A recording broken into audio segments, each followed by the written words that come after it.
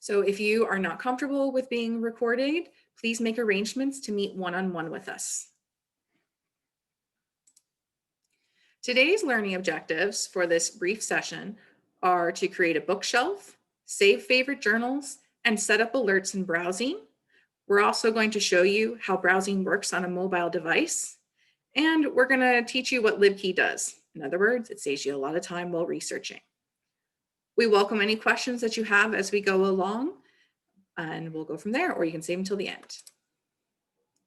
I'm going to go ahead and turn things over to Kyle, who's going to talk about Browzine.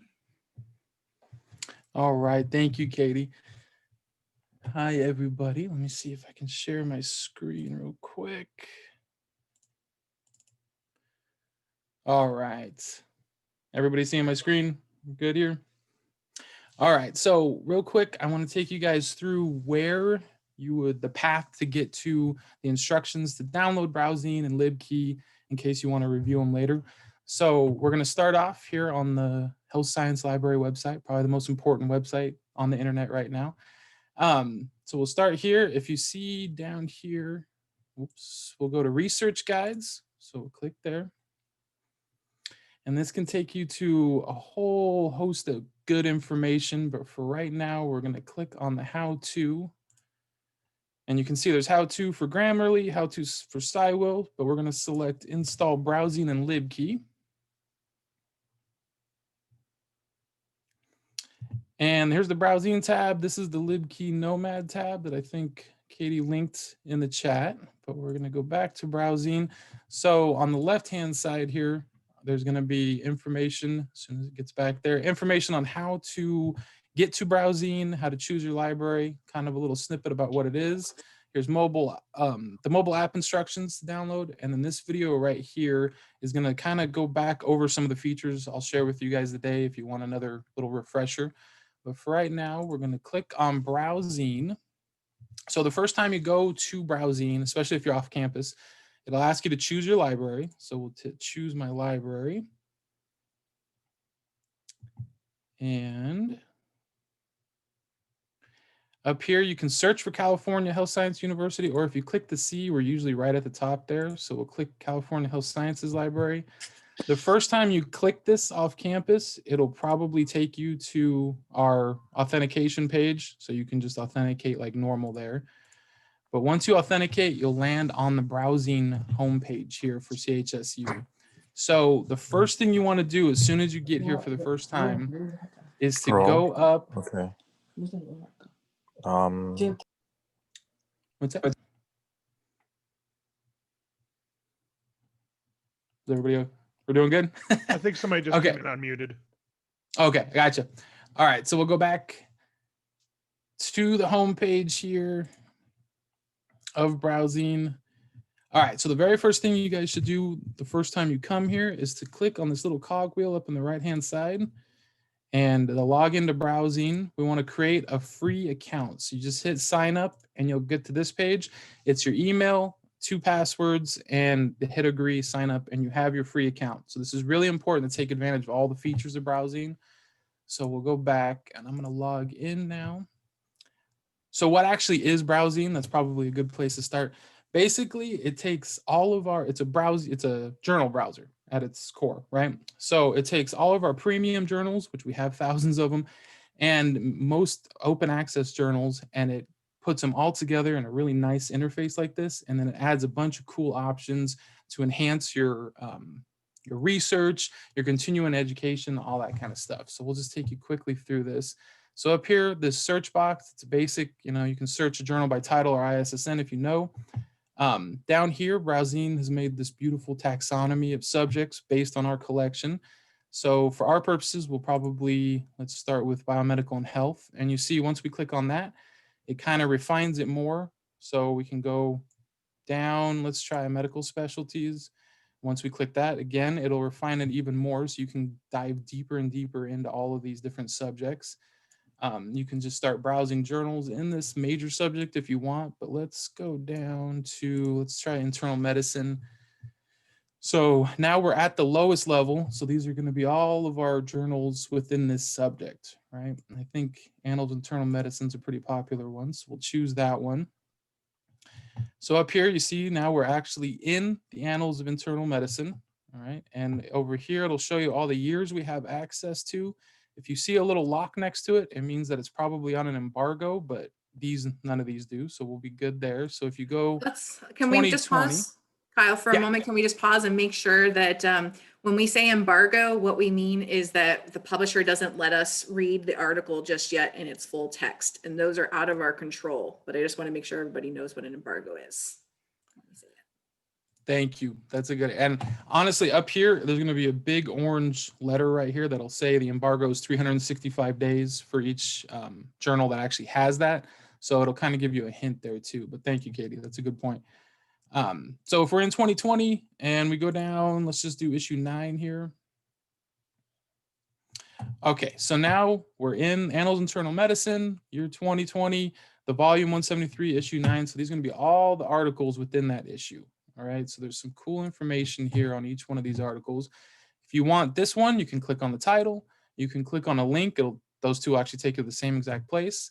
This Save to My Articles, we'll look at that in just 1 second.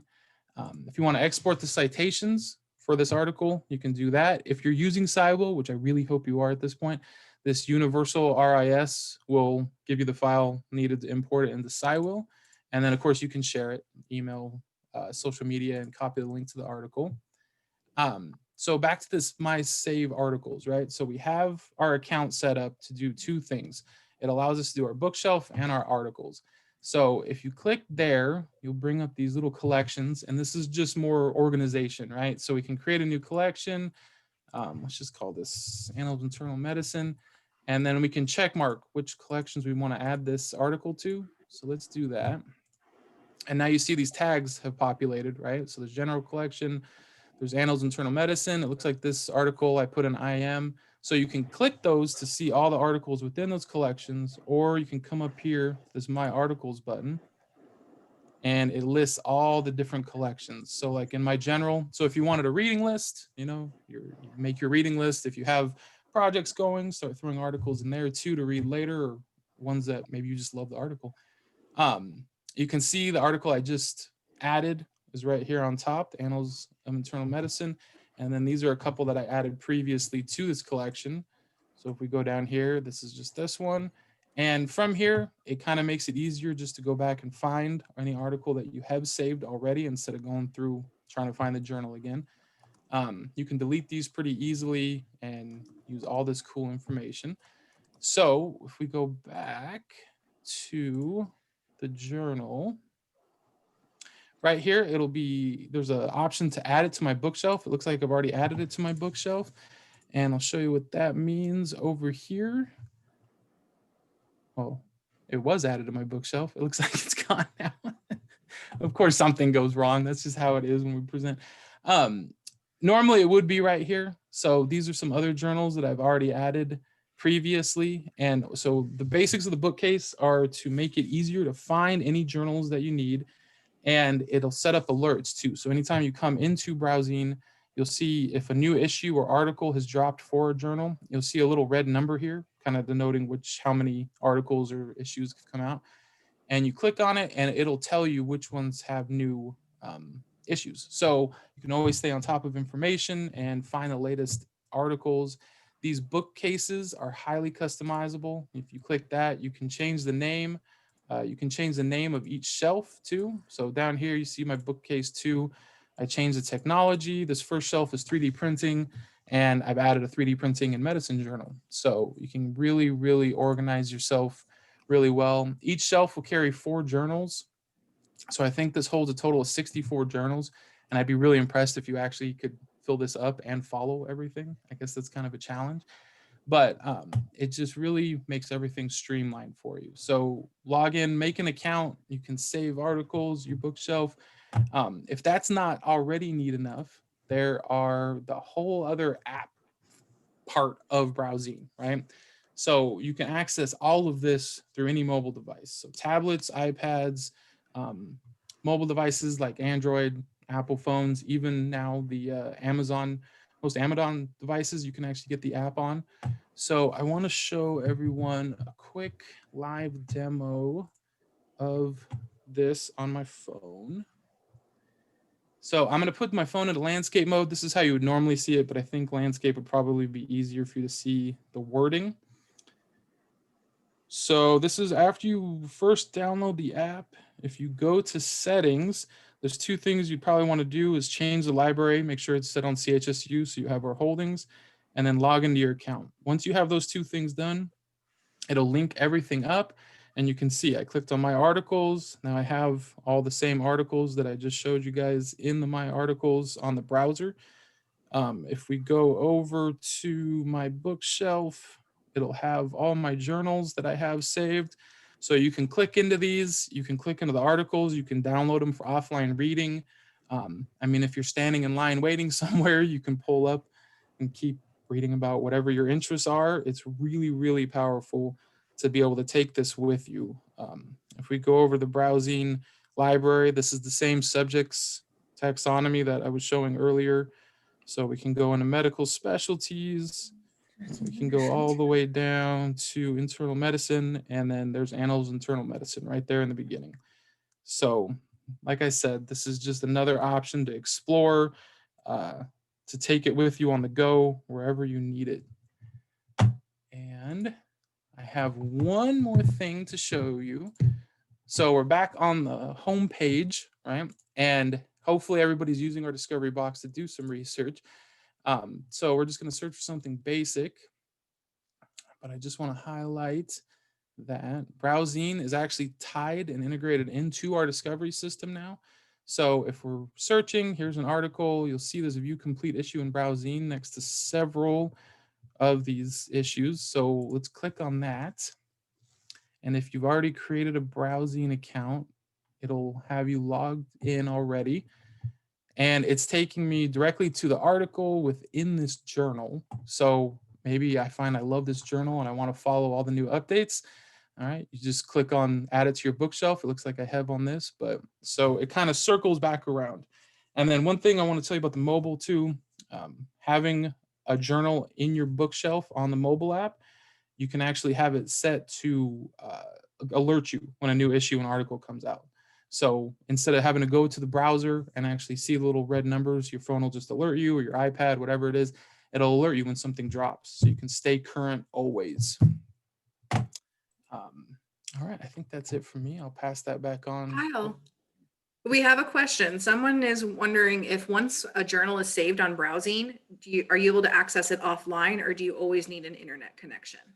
To access the full journal, yes, internet connection. You can download most articles. I'm not sure about issue level though. I'll have to look at that.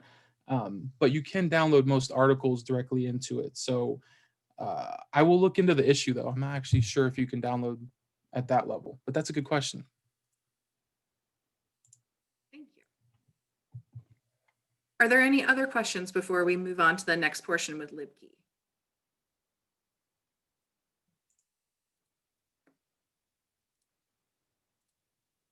I'm going to go back to sharing my screen. I don't know that it did it. Try it again. It's number 1. Can everybody see my screen? We're at the PowerPoint. Thanks. Yep. Yes. Thank you. Appreciate it. So now we're going to talk about that feeling you get when you've done research and you just want to read the article. And I've been here, like I'm pushing, like, come on, I want to read it. And it's not letting you. I'm sure we've all been there, right? So this is where LibKey Nomad is really going to help you out. But before we do that, I thought I'd ask a quick question, and please be honest about where do you start your search for information when you are looking for research?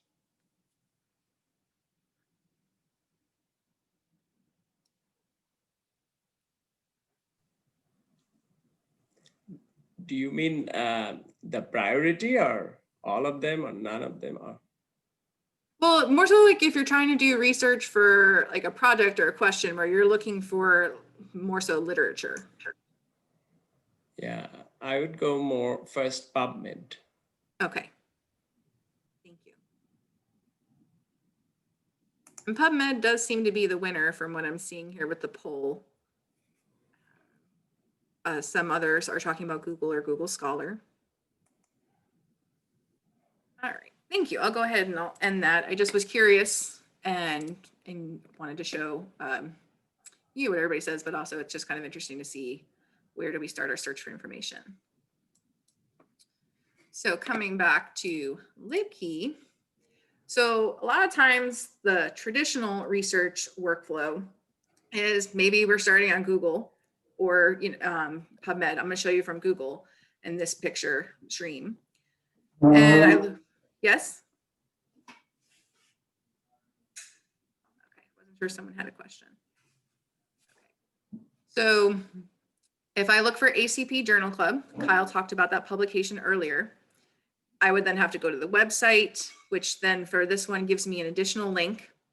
I could then browse through all the articles that I want to find. Ooh, I found one, but now I want to read the full text. So if I copy the DOI, which is essentially a permanent URL for the article, I go back to the library homepage and I search for it. I get to the search results page and I click on view item. And then I get taken to the publisher website where I can get to the PDF full text. So that's a lot of steps, right? And sometimes frustration, and these don't always communicate well with each other. So what LibKey is going to do is, even if you start out on Google again and you go through the journal, is then a lot faster, you're going to end up with that little link in the bottom left corner where it's either going to take you to the full text right away, or it's going to take you to a page where you can request it. And like Kyle, I will make a shameless plug for SciWheel, which is, here's when I found an article that I really like, I import it into SciWheel. So I'll have it for citing, but I can read it and annotate the document. So just to kind of like recap it, it's a browser extension that's going to work automatically to find you the full text, whether it's licensed by the library or freely available online. Because that is one of the really nice things where they've set it up and we've enabled it so that if it's open access or through unpaywall, that you're going to be able to find it. It is integrated with PubMed, and I'm going to show you how that works here in just a moment. But it does work on some of the major publisher websites like Elsevier, Springer, and Wiley on Library. I cannot talk this afternoon. Wiley Online Library. When we don't have it and it takes you to that request form, please, please, please use it. I know that many of you may have access to library collections at other universities or organizations, but we really need to know the materials that you need so we can make informed decisions later on down the road if we need to keep a resource or acquire a new one. So please do it. Kyle is awesome about submitting those requests very quickly, and we often get articles back within 24 hours, although to be safe, we'll tell you 3 to 5 business days. So let's see how this actually works. So, because I said it works here in PubMed. Yes, and student Dr. Linaldo is talking about can recommend, as can student Dr. Tan. Thank you. Can you see PubMed? I moved it over onto the one screen, but can you see that on my browser? Yes. Yes. Thank you. Okay, I just want to make sure. So I'm going to do a quick search for antibiotic resistance, just for the purposes today of showing you what does it look like by having LibKey installed. Okay. So I'm going to scroll down a little bit more. Okay, now it's popping up. It's taking a moment to think about it. So this here, it's telling me without even going into the record in PubMed that it can link me straight to the article, or I can view the complete issue in Browzine. And that can be handy whether you're on your mobile device or not, because sometimes issues for journals are themed and you would want to explore others, or maybe just start exploring the journal in a more user-friendly format.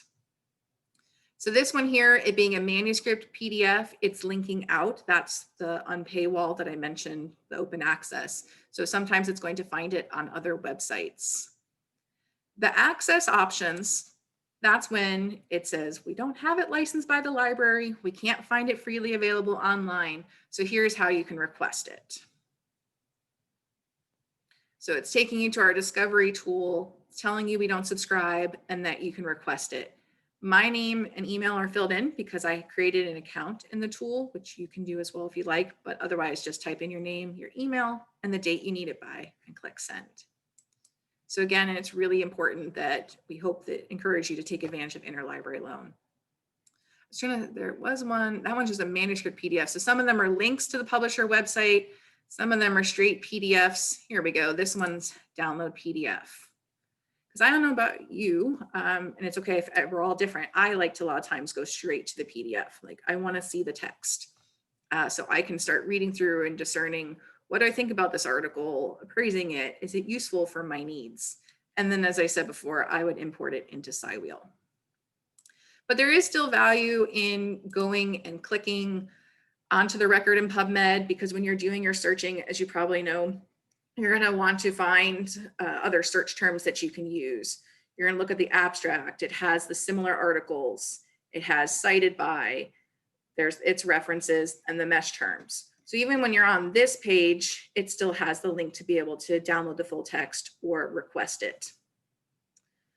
So that's kind of the basics for how this LibKey Nomad works. I will say that a lot of people who have used it, they really find that it saves them time.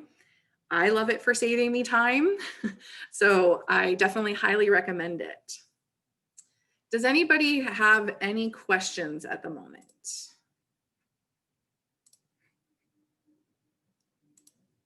I have a question. Yes, please. Just to clarify, the SciWheel, it gives you access to these articles, or it helps archive them for you? That's a great question. Thank you for asking. So the SciWheel part is more to archive them, because a lot of times when we find research, we save it on our computer, right? So the SciWheel is to archive it, save it for your personal research, and then later on, if you do write a paper, to help you to create citations for it. You could also put the citations in PowerPoint or somewhere else. So once you're in the article, is it fairly simple to archive it into SciWheel? Yes, so long as, and I can help you with that at a different time, but I have the browser extension for SciWheel installed and I have an account. I'll just pick this one and show you that, or did I already have that, the PDF? I click it and then I tell it where I want it to save it. I can pick a project or create a new one. And then 9 times out of 10, it's already added and it's there then for me later. Perfect, thank you. You're welcome. Are there any other questions at this time? I have a question, please. Yes, please. So when we request any of these articles, do we have to pay for it? So, and if we have to pay, is it from the library or from our personal accounts as faculty? That's a great question, Dr. Kalafala. So the idea behind LibKey is that it makes it easier to find the full text. And so that if you do hit something that is asking you to pay, so like this one here where it says access options, this is something where the library, part of our budget, is to get these articles through interlibrary loan. So it's not something that you as an individual faculty member or student have to pay for. It sounds good. Thank you very much. You're very welcome. Yeah, just to add to that, please don't pay for articles. Always come to one of us first before you do that. Please. And Kate, may I ask something? This is Karen Bushovin from Hi, Karen. the Office of Sponsor Research. And per Dr. Kalafalas, let me just turn on my camera. Per Dr. Kalafalas' question, if there are expenses that you believe going forward you will need for your research, I would say ahead of time, if you think this is something you'll need, especially for looking up literature, have that in the budget line and we can get approved should that be an expense. If not, you can always change that out for later.